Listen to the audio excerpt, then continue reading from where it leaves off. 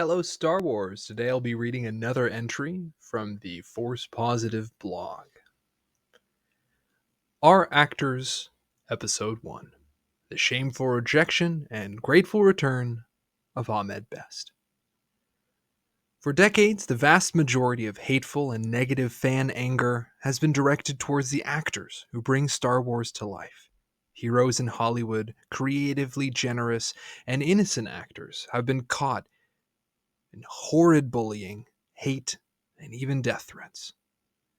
Ahmed Best, Ashley Eckstein, Hayden Christensen, Daisy Ridley, Kelly Marie Tran, Moses Ingram, Mandela Stenberg, these actors deserve common human decency, respect, and appreciation. Today's opening entry in ForcePositive's Our Actors series will highlight the greatest comeback story of Star Wars actors.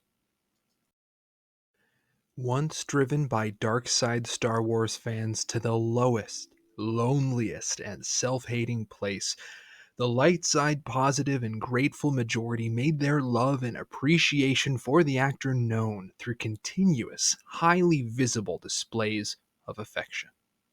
The tangible and continued many-year resiliency of this call by the positive majority for redemption of the once driven-away actor led Star Wars creative decision-makers to bring the actor back. The best and most inspiring example of how far the fan base has come in positive appreciation and embracing of a once wounded and shunned Star Wars actor is the case study of Ahmed Best's return to Star Wars. For those who don't know, Ahmed Best played the Gungan comic relief character of Jar Jar Binks in Star Wars Episode 1, The Phantom Menace.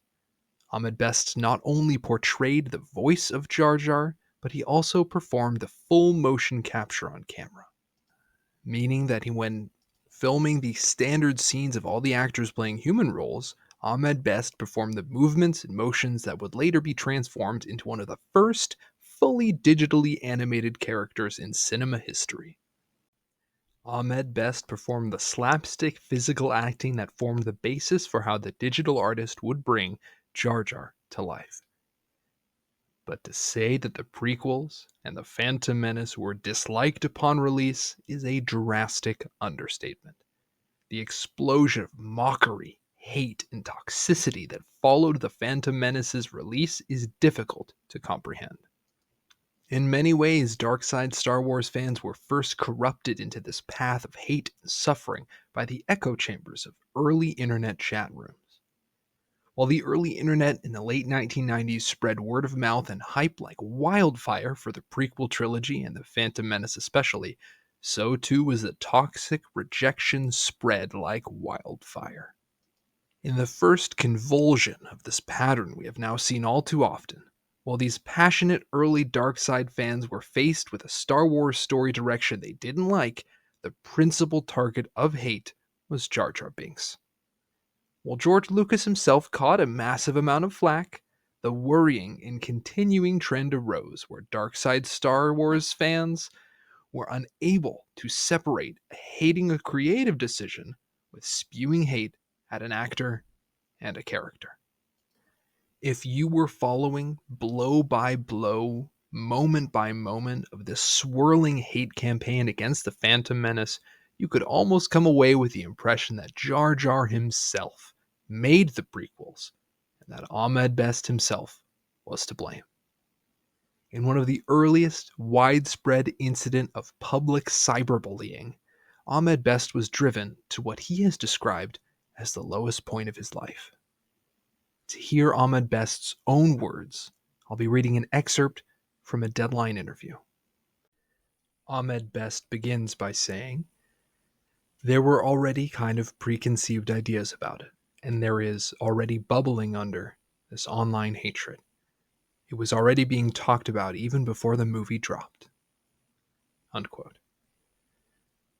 The interviewer continues by saying, "The online hate only grew after the release of the film in May 1999. It came not just for Jar Jar as the character, but also Best, who received death threats over his performance."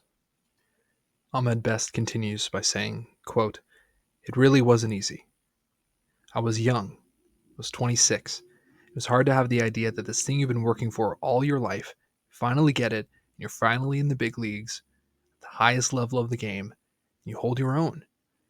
All these years, you're just like, I belong at the top of the game. I belong at the highest level. And then all of a sudden, people pull the rug out from under you. And I was just like, what is happening now? My career began and ended. I didn't know what to do. And unfortunately, there was really no one that could help me because it was such a unique position. It had never happened before in history, especially with the internet component. Now there's an entire field of psychology based on it. But at the time, what do I say to a psychologist? I just tried to do the best job that I could do. But George is untouchable. And everybody was untouchable. Who wasn't untouchable? Me. Everyone came at me. Unquote.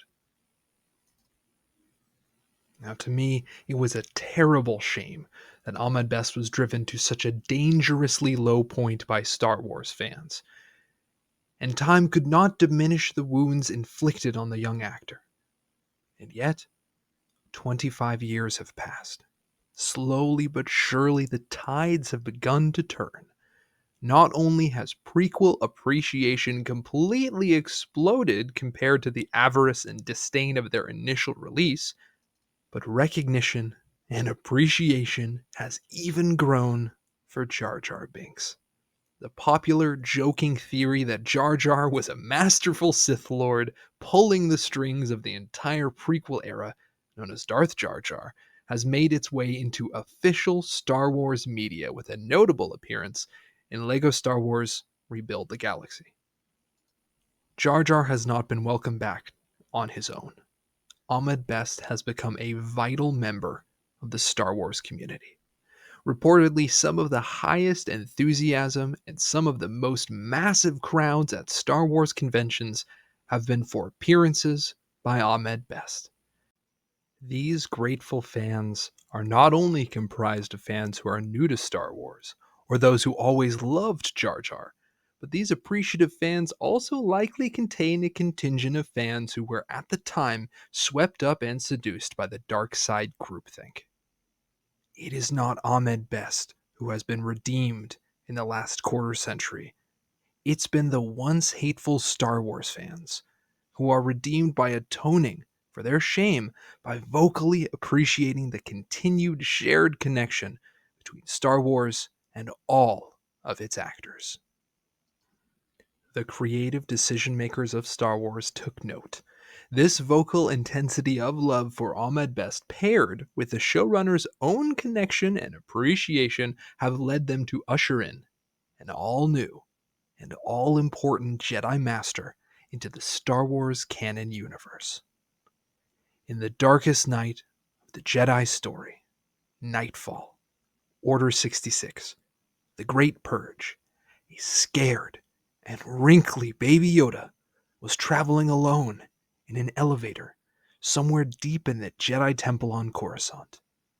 The doors to the elevator open, and there stands the Jedi Master who saves our young Grogu and whisks him away to safety.